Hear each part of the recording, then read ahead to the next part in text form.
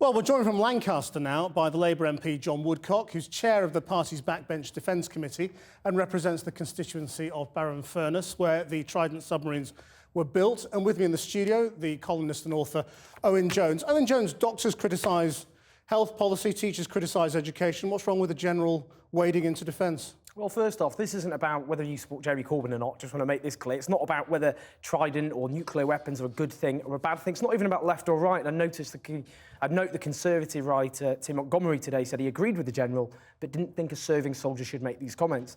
This is about British democracy, and we have a very long-established principle that military personnel, serving soldiers, are separate from civilian politics. There was a slight blip in the middle of the 17th century, but other than that, they're separate. Now, military personnel, as you know, they cannot stand for elections. Civil servants aren't allowed to express political opinions. A military general would expect that his soldiers have to execute their orders without any public debate or public discussion. The same should apply with military generals and elected politicians. And I'd note there's something slightly... So they should never say what they think. They should not intervene in... I mean, even Jeremy Corbyn said No, hang on a minute. They should, of course, advise.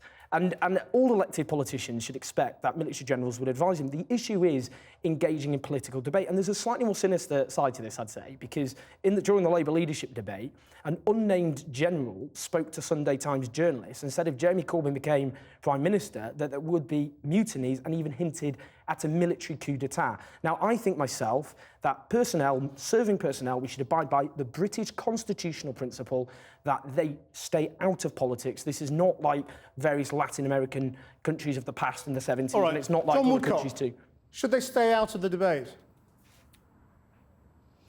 Well, I think the last example that Owen cited, the unnamed source, did clearly overstep the mark. But I think people are in danger of getting way too wound up about what I think was just a statement of the obvious from the Chief of Defence Staff this morning. He was commenting on a military matter, and it is obvious that if you have a nuclear deterrent which you promise to use, it is not much good as a deterrent. It didn't seem to strike me as particularly controversial. And I just say to any supporters of CND, of whom amongst, of course, Jeremy and Owen count themselves, that they can't have it both ways. They trumpet whenever, on the rare occasions when members of the armed forces have expressed doubts about deterrent renewal. And in fact, I think Jeremy Corbyn himself signed an early day motion in the House of Commons, which, in his words, applauded the forthright views of a general who'd expressed doubts about deterrence. So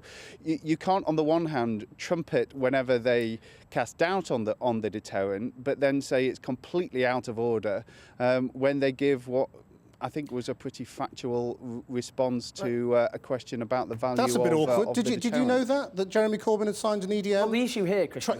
praising a general... Whoa. The issue here is The issue is quite clear-cut. I'm going to answer the question. I'm not going to be heckled by you, come on. The issue is the direct criticism of a politician.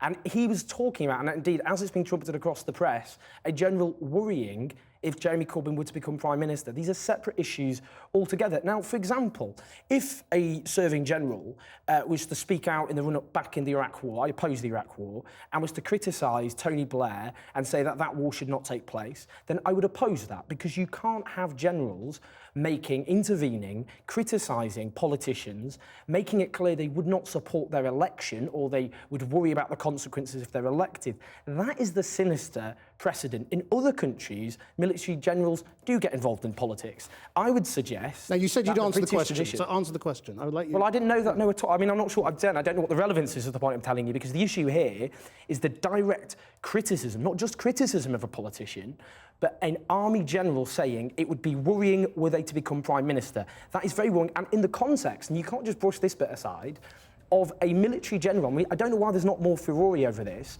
suggesting that there could be a military coup if this man becomes Prime Minister. Woodcock, this is sinister. Is there some manoeuvring going on, though, amongst your side of the party? You've now taken over this position in the Defence Committee. You and Maria Regal, the Defence Committee, well, I put myself up for that position, Christian, and I was elected to it. I'm not sure whether you would class that in any other real-world as manoeuvring. Over defence, aren't you? I thought you'd say well done for being elected. If that's what you're saying, well, but what's your plan when it comes to opposing his defence policy?